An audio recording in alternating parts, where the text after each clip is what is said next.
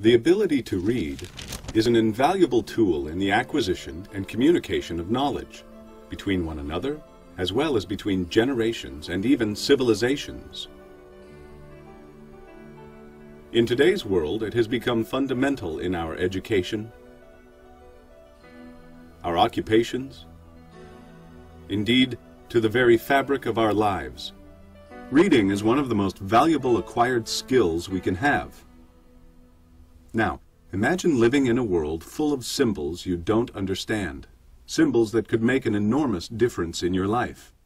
This is a distressing reality far too many of us face. Surveys show that nearly a third of 8th graders lack in basic reading proficiency, and about 15% of adults lack in basic reading skills such as the ability to read instructions or a paragraph in a newspaper. In this segment, we will take a look at how we learn to read and the parts of the brain that enabled us to accomplish this task. We will also review steps that parents, teachers, and policymakers can take to encourage the development of this fundamental skill. First, let's look at which parts of the brain are involved during reading. Researchers have identified 3 regions in the left hemisphere that are activated during reading. 1 area in the front and 2 areas in the back. According to a widely accepted model of reading, the area in the front is involved in making speech sounds. This area in the back has been called a word form area, where the whole word is stored as a pattern. And the other area in the back converts visual information such as printed words into sounds. Reading would be difficult if these areas didn't work well together. Unlike speech, the ability to read does not develop naturally. It must be learned with practice and effort. There are 2 skills that, if learned early, will help children acquire the ability to read. The first skill is an awareness of speech sounds. This is called phonemic awareness. It is the ability to notice individual sounds in speech and to manipulate them. For example, children must know that the word cat is made up of 3 separate sounds, k, a, t, and that changing the initial sound to b, for example, makes a different word, bat. The second important element is a basic knowledge of the relationships between letters and sounds. Children need to know that letters stand for sounds, a, b, b, and they need to learn what sound each letter or combination of letters represents. Bat, cat. If we start thinking of B sounds, words that start with B sounds, we might think of Research has shown that children can start acquiring these pre-reading skills very early, providing them with a foundation to become better readers for life. In one study, a group of kindergartners who had low phonemic awareness engaged in an activity that let them tune into the individual sounds in words. They played with picture cards like these, picking up cards that shared the same sound. For example, ball, bag, and bee can be placed in the same group because they all begin with the sound b, while cat, cap, and cake can be placed in another group because they all begin with the sound k. Some of these children were also asked to pick out an alphabet letter that matched the sound. When tested after 2 years of practice, these children's reading skills were 8 to 10 months ahead of another group of children who sorted cards based only on the meaning of the card. To help monitor your child's progress in reading, here are some milestones you can look for. Young children at age 3 or 4 can start becoming familiar with rhyming. For example, by remembering nursery rhymes and playing rhyming games. By the end of kindergarten, children who are on track for reading development know all the letter names and sounds of the alphabet. They are also expected to have developed the skill to blend speech sounds to form words. Each of these skills has been found to predict later reading ability. By the end of 3rd grade, they are able to read age-appropriate materials aloud fluently. These are only a few of the many steps of reading development. You can find more information in the supplemental section of this DVD. Reading is a complex task.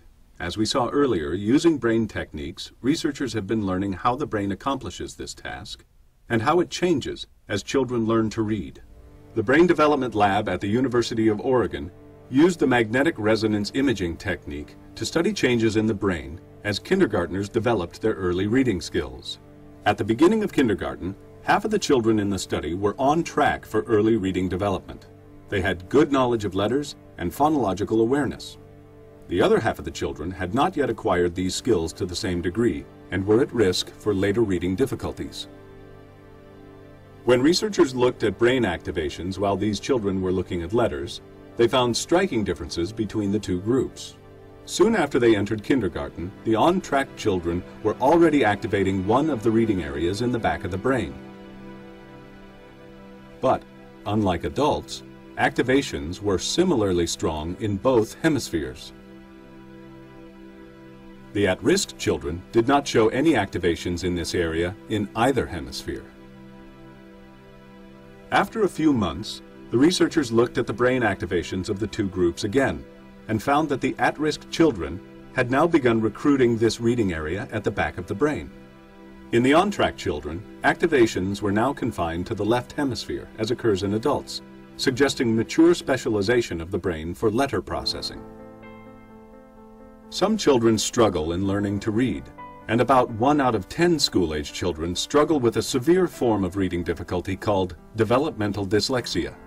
Although these children may have normal intelligence, they lack an awareness of speech sounds. Adults who grew up with developmental dyslexia often show less activation of the areas in the back of the brain important for reading. A great amount of effort has been made to improve the reading skills of children with reading difficulties using instructional intervention programs.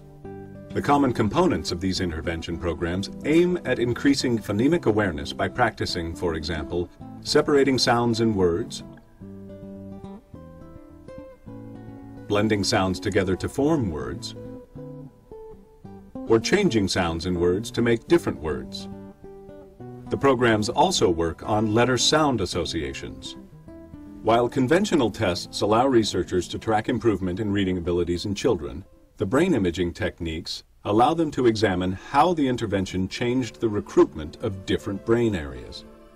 They can see whether the intervention has made weak readers' brains become just like strong readers' brains, activating the same brain areas during reading, or whether the training made weak readers activate additional brain areas to compensate for the lack of activations in more typical reading-related areas.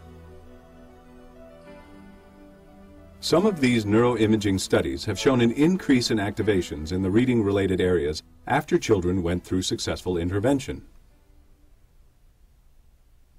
The ability to read is essential in our society, and you can do a lot to help young children build strong reading skills.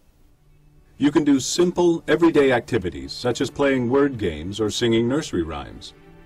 These are fun ways to play and become familiar with speech sounds, and they can help very young children increase their phonemic awareness. Reading books to children is a wonderful way to help them develop their reading skills. If you have a young child, you can start with picture books that contain simple words. Asking a child to read aloud is a great way to notice how they are improving, or if they are having difficulties. Start out by taking turns reading words or short phrases. Be sure that the child doesn't feel pressured to perform. Let them enjoy sharing reading experiences with you.